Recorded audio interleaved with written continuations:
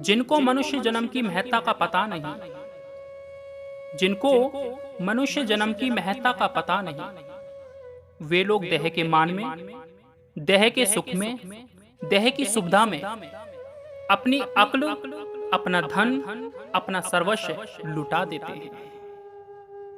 और जिनको अपने जीवन की महत्ता का पता होता है, जिनको अपने जीवन की महत्ता का पता होता है, जिन्हें वृद्ध अवस्था दिखती है, मौत दिखती है, बाल्य अवस्था का गर्भवास का दुख जिन्हें दिखता है, विवेक से जिन्हें संसार की नश्वरता दिखती है, संसार के सब संबंध स्वप्नवत दिखते हैं, ऐसे साधक मोह के आडंबर और विलास के जाल में ना फंसकर वह परमात्मा की गहराई में जाने की कोशिश करते हैं। सो संगति जल जाए जिसमें कथा नहीं राम की, सो संगति जल जाए जिसमें कथा नहीं राम की, बिन खेती बिन बाड़ी के बाढ़ भला किस काम की। बेनूर बेनूर भले जिस नूर में पिया की प्यास नहीं, बेनूर बेनूर भले जिस नूर में पिया की प्यास नहीं, वह जीवन नरक है जिस जीवन में प्रभु मिलन की आस नहीं। वह मति दुर्मति है, वह मति दुर्मति है जिसमें परमात्मा की तड़प नहीं। वह जीवन भी व्यर्थ है जिस जीवन में ईश्वर की प्राप्ति नहीं। वह धन बोझा है जो आत्मधन कमाने के कामना आए। वह धन बोझा है जो आत्मधन कमाने की कामना आए। वह मन भी तुम्हारा शत्रु है जिस मन से तुम अपने आप से कभी मिल ना पाओ।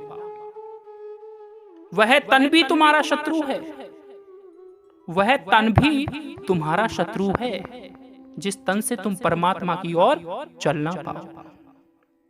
ऐसा जिनका अनुभव होता है, ऐसा जिनका अनुभव होता है, वह साधक ज्ञान के अधिकारी होते हैं। साधक ज्ञान के अधिकारी होते हैं। एक बार भगवान बुद्ध परम गहरी शांति का अनुभव लेकर अपने सेवकों को कुछ सुना रहे थे।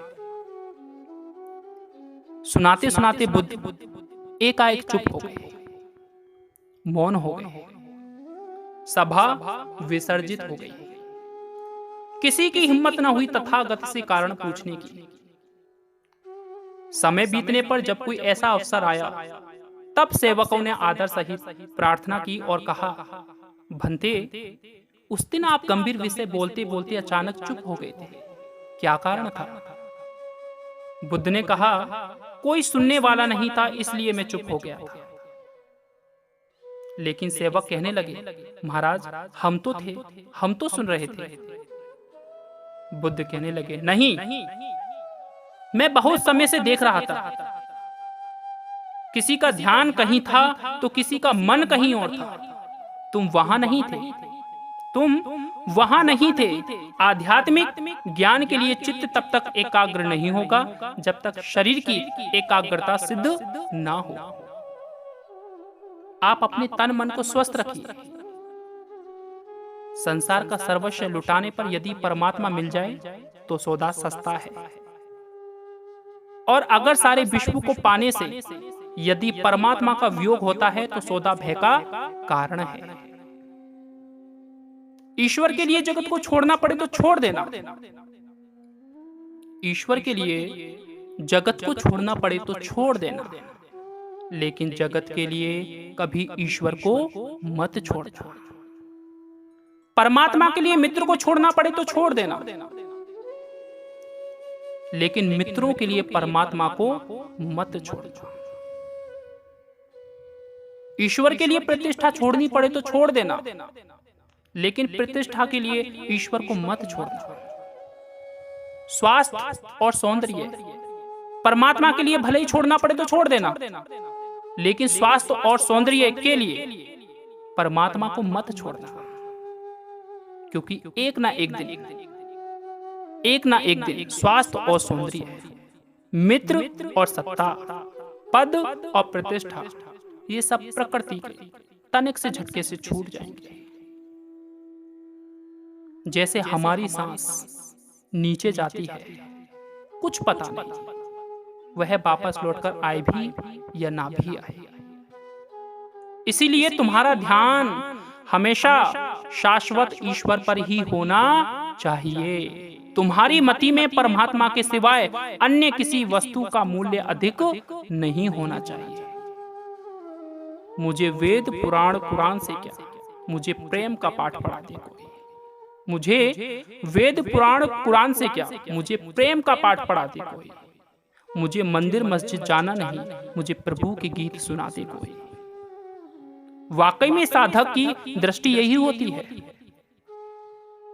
वाकई में साधक की दृष्टि यही होती है। साधक का लक्ष्य परमात्मा होता है, दिखावा नहीं होता। साधक का जीवन स्वाभाविक होता है, आडंबर वाला नहीं होता। साधक की चेष्टाएं ईश्वर के प्रति होती है, दिखावे के लिए नहीं होती। साधक का खान पान प्रभु को पाने में सहयोगी होता है, स्वाद के लिए नहीं होता। साधक की अक्ल संसार से पार होने के लिए होती है, संसार में डूबने के लिए नहीं होती। संसार की हर चेष्टा आत्मज्ञान के नजदीक जाने की होती है, ना कि आत्मज्ञान से दूर जाने की। बोलिए श्री सतगुरुदेव महाराज की जय।